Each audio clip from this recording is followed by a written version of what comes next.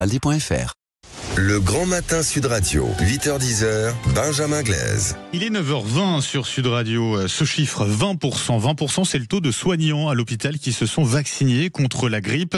Le ministre délégué à la Santé, Yannick Neuder, a décidé d'alerter à ce sujet, sur ce taux, donc particulièrement bas. Au pays de Pasteur et des Lumières, c'est quand même fou, a-t-il déclaré avant d'accueillir notre invité dans un instant, le docteur Gérald Kierzek.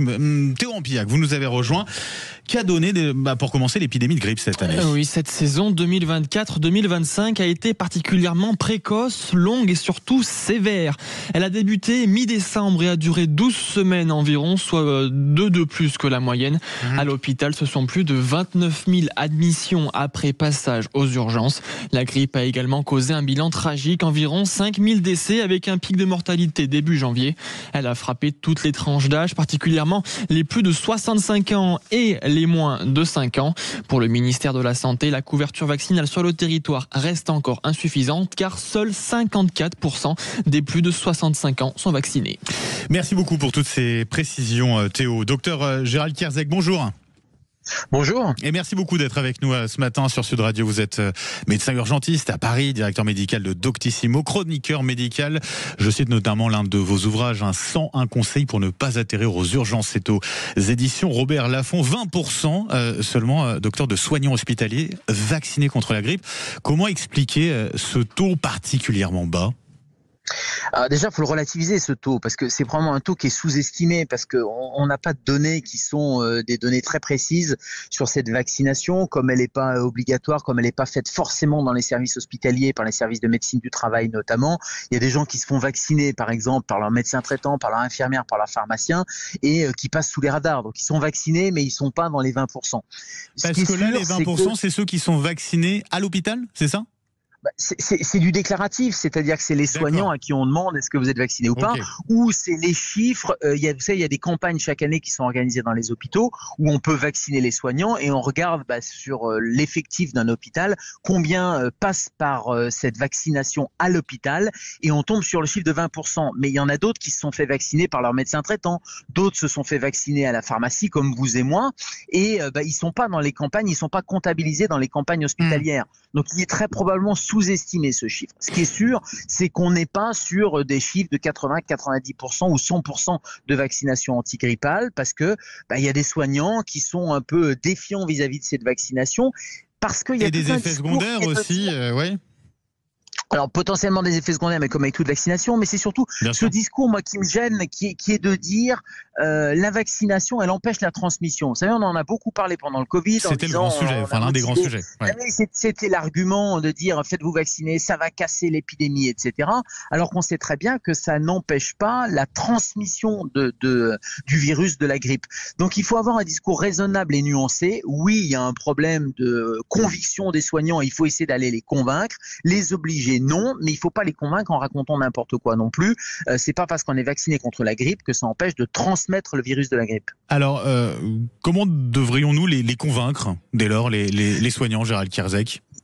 Il faut renouer un lien de confiance avec les soignants. Or là, on voit bien que ce soit les médecins traitants, les infirmières, les pharmaciens, il y a un vrai problème de défiance vis-à-vis des administrations hospitalières, vis-à-vis même du ministre, même si c'est un collègue et qui connaît bien le sujet. Je crois qu'à force de taper sur la tête des soignants, un moyen pour les soignants, ça va être de dire même les campagnes de santé publique, on ne veut plus y participer.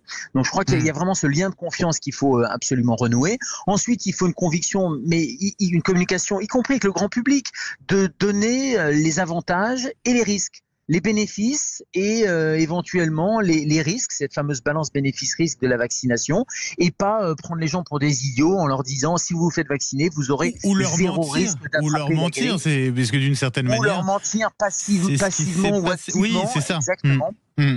Donc, parfois, c'est du mensonge un peu passif. Il faut qu'on s'appuie sur la science, et Yannick Neuder a raison de dire qu'on est le pays de Pasteur, mais la science, elle n'a jamais montré, par exemple, que la vaccination antigrippale empêchait la transmission du virus. Donc, je crois qu'il faut donner les études, il faut communiquer sur ces études scientifiques, expliquer l'intérêt, notamment la prévention des formes graves, les gens qui sont à risque, renforcer cette vaccination. C'est pareil pour le Covid, mais ne pas raconter que, par exemple, les hôpitaux sont saturés parce que les soignants ne se vaccinent pas.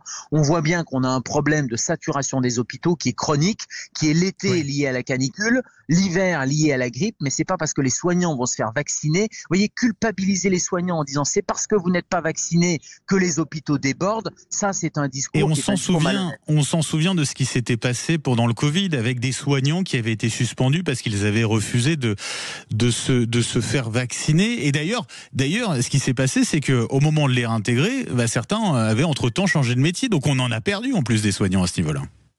Quand je parle de lien de confiance qui a été rompu, il y a beaucoup de gens qui sont engagés, mobilisés pour le Covid et qui, après le Covid, sont partis effectivement. Vous voyez, j'étais de garde encore la semaine dernière. J'ai rencontré un agent de police. Elle me dit, tu te souviens pas, j'étais infirmière. Elle était infirmière pendant le Covid, mobilisée intérimaire et elle est devenue gardienne de la paix après. C'est-à-dire qu'elle a toujours cette vocation de service public, mais elle l'exerce ailleurs et elle est partie un peu dégoûtée de ce système de soins. Donc le fait de dire, c'est de votre faute, vous soignants, et c'est vous qui contaminez les malades, ce discours-là, il est insupportable. D'ailleurs, à propos de l'obligation vaccinale et de la réintégration des soignants, c'est que le ministre avait été courageux à l'époque.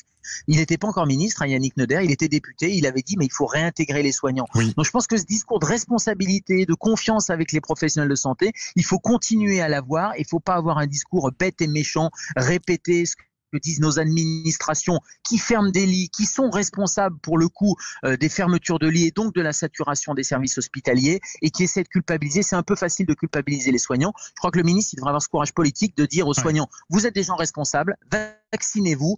On vous raconte pas n'importe quoi, on sait que c'est pas ça qui est responsable de la crise de l'hôpital et en parallèle, on va réanimer l'hôpital en recréant des lits et en mettant des postes. Un dernier mot très rapide avant d'aller au standard et d'accueillir Marie-Alice qui est au 0826 300 300, docteur Gérald Kierzek. Un mot sur une proposition de la ministre de la Santé, Catherine Vautrin, qui veut rendre obligatoire la vaccination contre la grippe des personnes âgées résidant en EHPAD.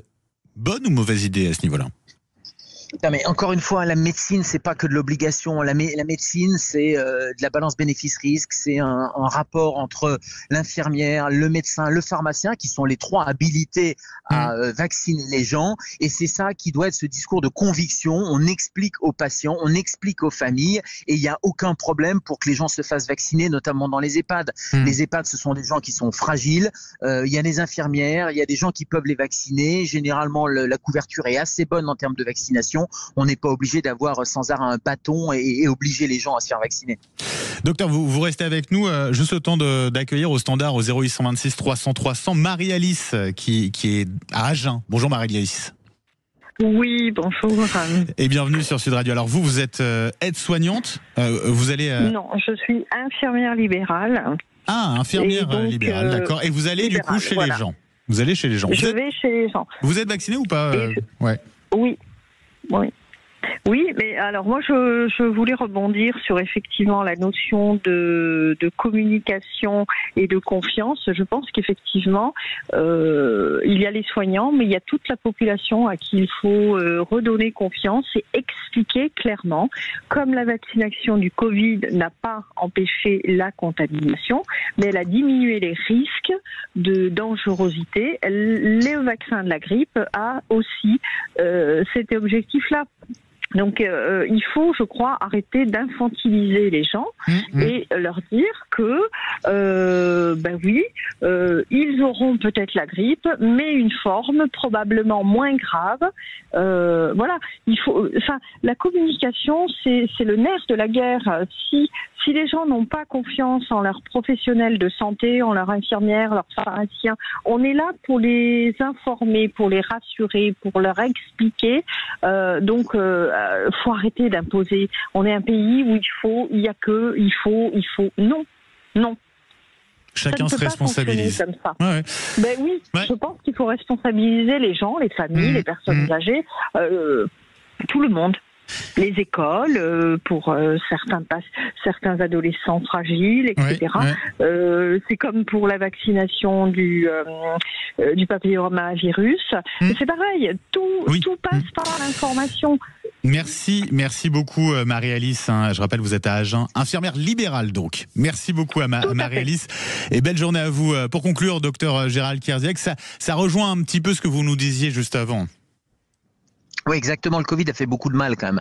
Donc, ça a cassé un peu le lien de confiance avec la population générale. Les gens se sont fait, j'allais dire, avoir entre guillemets une fois, ils ne se feront pas avoir une deuxième fois, et on le paye un peu sur des vaccinations qui sont utiles. La vaccination antigrippale, elle est utile. Il faut convaincre les gens. Oui, les professionnels doivent se faire vacciner, mais de là à aller, j'allais dire, les infantiliser, bien sûr, mais surtout les rendre responsables de tous les maux de notre système de santé qui est en train de se casser la figure, c'est vraiment une communication là pour le coup irresponsable. On a un problème avec notre hôpital, avec notre système de santé. C'est pas la vaccination antigrippale qui va changer quoi que ce soit. Donc le ministre, il doit convaincre les gens, bien sûr, mais il doit aussi prendre des mesures structurelles pour pouvoir développer les hôpitaux, remaintenir un lien de proximité, remotiver les infirmières libérales, les pharmaciens. Les pharmaciens sont en grève là parce que il y a des mesures financières pures, comptables qui sont prises contre eux, alors qu'ils ont joué les jeux en termes de santé publique aussi.